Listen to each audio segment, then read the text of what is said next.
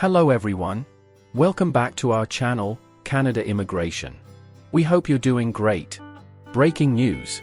Key changes to Canada immigration in 2025. 2025 is set to bring significant shifts to Canada's immigration landscape, with new policies and updates that could impact your journey to the Great White North. Whether you're applying for a work permit, permanent residency, or a study visa, these changes could shape your future plans. Let's dive into the major updates you need to be aware of to stay ahead in the immigration process. As we move into 2025, several important updates are shaping Canada's immigration landscape, and it's essential for potential applicants to stay informed to navigate these changes successfully. The latest developments from the Immigration, Refugees, and Citizenship Canada have significant implications for those in the Express Entry Pool, provincial nominee programs, and various work permit categories. Let's break down the key updates to help you understand how these changes may affect your immigration strategy. 1. Express Entry Draw Scores and LMIA Points Removal. The first major update pertains to the Express Entry Draw Scores. For those familiar with the system, the Canadian Experience Class and Provincial Nominee Program draws have been marked by relatively high, comprehensive ranking system scores. This is largely due to the removal of Points 4, Labour Market Impact Assessment, a move IRCC made last year after noticing abuses in the system. Previously, applicants who had an LMIA received 50 points, which led to manipulation of the system. By eliminating these points, the government aims to create a more equitable selection process. However, the impact of this change is still being felt, and we continue to see high draw scores, particularly in the CEC. As a result, applicants who previously relied on LMIA points are now at a disadvantage. Some are countering this by boosting their language skills, particularly in French, as IRCC offers additional points for French language proficiency.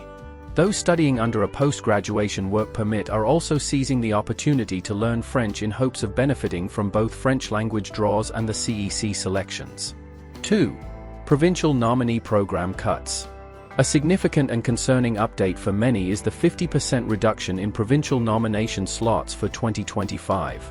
Smaller provinces like Manitoba, Nova Scotia, and New Brunswick have voiced their frustrations over the cuts to their allotments.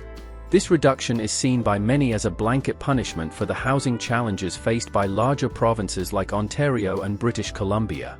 While these larger provinces grapple with housing issues, the smaller provinces argue that limiting their slots negatively impacts their economic growth and local development.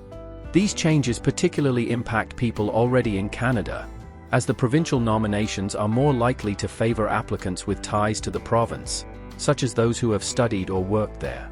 If you're already in a province like Ontario, where provincial nominations are highly competitive, it's crucial to be strategic.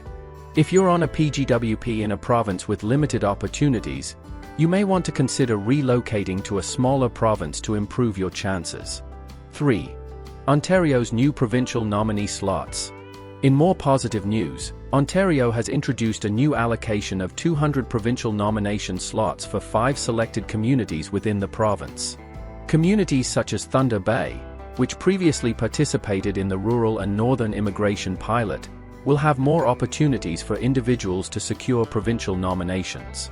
To take advantage of this, applicants must secure a job offer from an employer in these communities, which can significantly improve their chances of receiving a provincial nomination.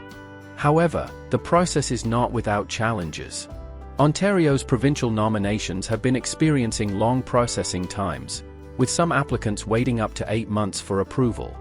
If you're applying through Ontario's provincial nominee stream, it's essential to have all necessary documentation, including a job offer from an employer who can provide the required endorsement for your application. 4. Manitoba's provincial nominee program changes. Manitoba, known for its provincial nominee program, has also seen a reduction in available slots for 2025, dropping from around 9,500 slots last year to just 4,500. This drastic cut means that those looking to apply for provincial nomination through Manitoba will face stiff competition. One important aspect of Manitoba's PNP is the West Central Immigration Initiative, which launched in late 2023 and is now open for applications again.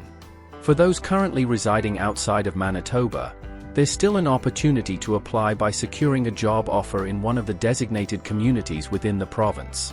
If you've studied in Manitoba or have a work permit there, you may have a better chance, but moving from another province might still be viable if you can meet the job requirements. 5. Caregiver Immigration Program. Another area of concern is the delay in the opening of the Caregiver Immigration Portal for 2025. Traditionally, this portal would open at the start of the year, allowing caregivers to submit their applications for permanent residency. However, as of now, the portal remains closed, and it's unclear when or if it will open later in the year. This has left many applicants in limbo.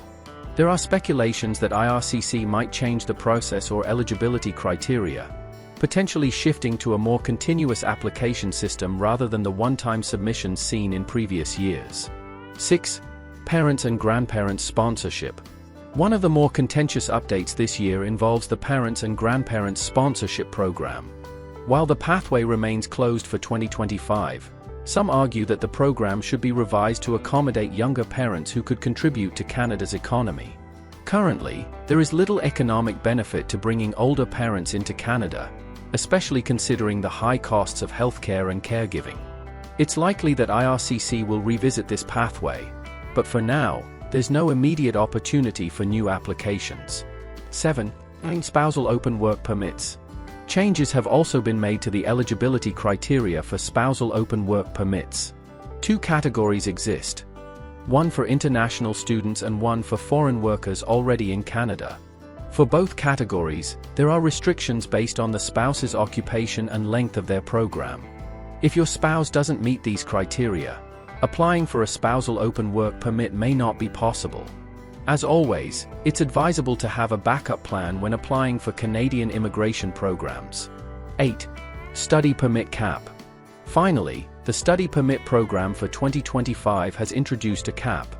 IRCC will issue a total of 505,162 study permits this year, and once this cap is reached, new applicants will have their applications rejected and their fees refunded. This is a significant shift from previous years, and it's essential to apply early if you're planning to study in Canada. Conclusion. Canada's immigration policies in 2025 are complex and ever-changing. Whether you're applying through the express entry system, provincial nominee programs, or looking for work permits and study opportunities, it's crucial to stay informed and strategic. With the right planning and advice, applicants can still navigate these changes successfully. If you're unsure of your next steps, consulting with an immigration expert can help you make the most of your opportunities. As 2025 unfolds, staying informed about Canada's immigration changes is crucial for anyone considering a move. Be sure to keep track of the latest updates to ensure your application process is smooth and successful. For more details and guidance on how these changes affect you, stay tuned for further updates. That is all for today, in this video. What are your thoughts on this? Please let us know in the comments section below. Thanks for watching the entire video. Hopefully, the information is useful to you. See you later, in the next video. Till then, take care.